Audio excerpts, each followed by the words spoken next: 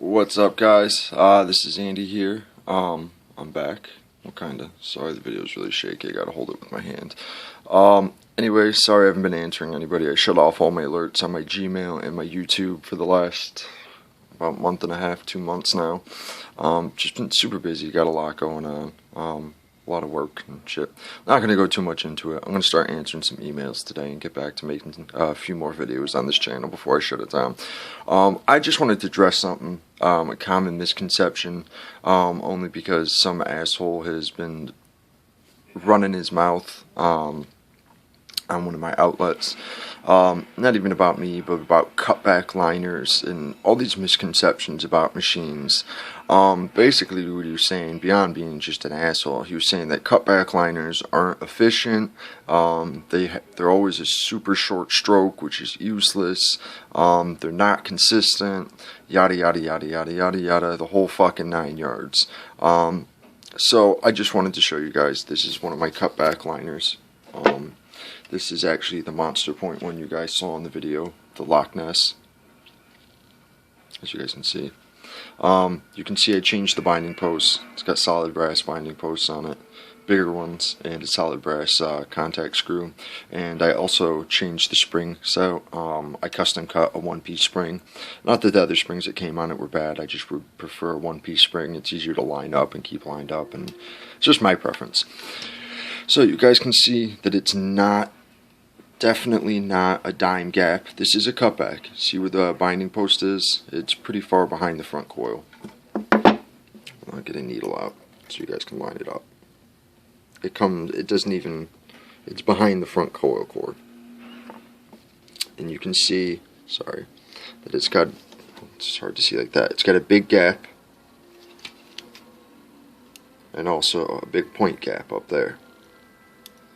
What you guys would think this is slow. This is at 6 volts. What I tune most of my machines at, 6 or 7 volts. All depends on the machine.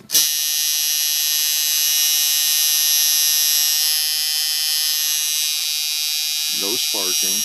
You can hear it's consistent. Look at the stroke length on that. There's a huge gap between the nipple and the armature bar. At 6 volts, 150 duty or cycles per second, and 50 duty. Perfect duty cycle. It is a cutback, so it is fast. This is how I line. I feel more accurate when I'm faster. This is how I draw. Now it's at 4950 duty. The contact screw is going down a little bit, but that's at 6 volts.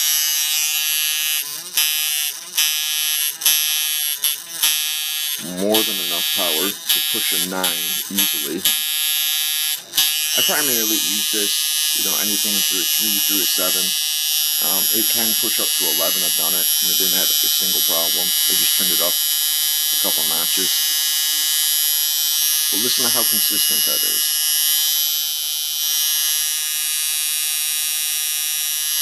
No sputtering, no skipping.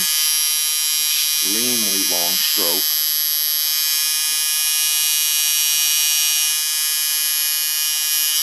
Not heating up, and this will do this all day long. Now I'm going to pause the video and I'm going to load it for you. Alright guys, I'm back. Sorry I had to pause it just to load it. The rubber bands aren't on there that great. And the needle's all bent to hell. It's a test needle. I think it's a 9 round. Anyways, this is at 7 volts. Just 1 volt up. That's how I tune all my shit. If I tune it at 6 volts, I'll run it at 7. If I tune it at 7 volts, I'll run it at 8.1. I always, when I load it, depending on the size of the needle, but most of the time, I just increase it 1 volt or 1.1, and that's what I run it at. It's worked for me so far. Not all machines are like that. Some are a little different, but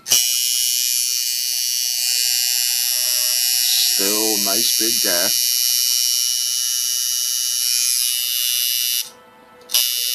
You see how long that stroke is.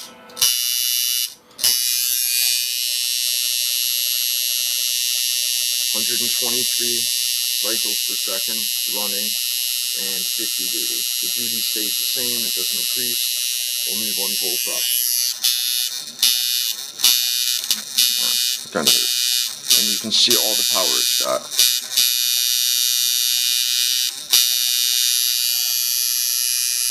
sparking, no skipping.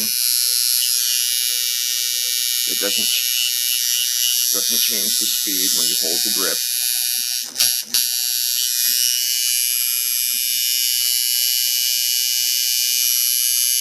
A long stroke cutback that is extremely efficient, runs on low volts. This is for you, buddy.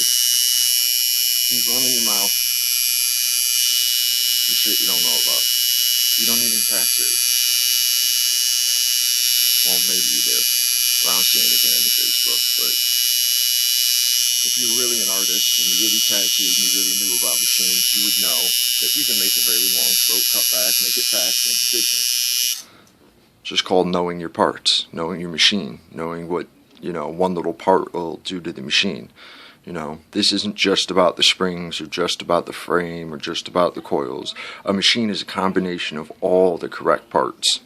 You can't just have, a good frame and then the rest of the parts don't match for what you want to do. You have to have all the right parts to get the, good result. You don't have to, but if you want a perfect result or a machine that runs excellent like this, then you got to get all the right shit. It's got the right size armature bar, the right weight, the right size cut springs.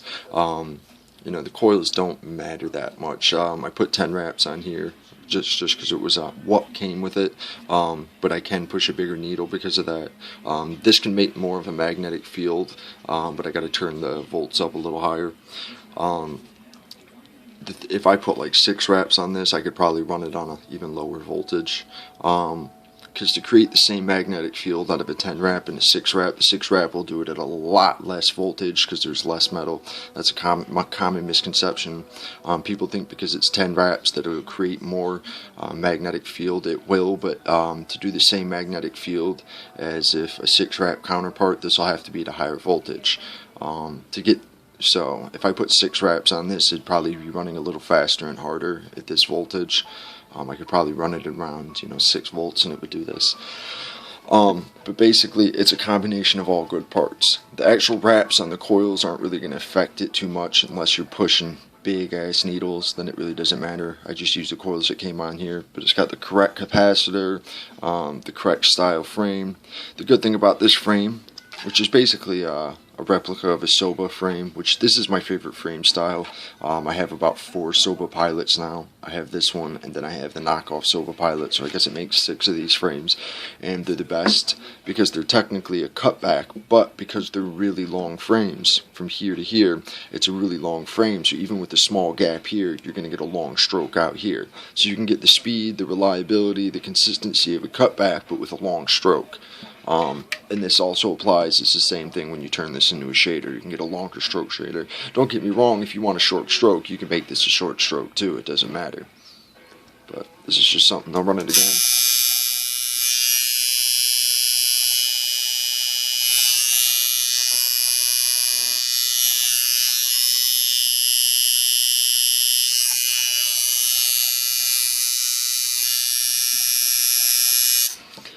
That just goes to show for you guys that taking your time and actually building your machines for a specific purpose just goes a long way, instead of throwing a bunch of random parts on there and forcing it to do what you want.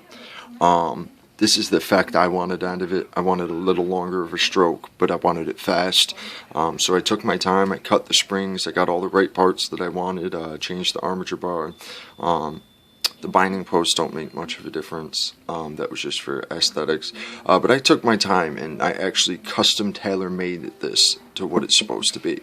Instead of just taking whatever parts were laying around and forcing it to do this. I picked the right parts, I put them together the right way, and I got the effect I wanted, instead of having to force it and then getting a very inconsistent machine.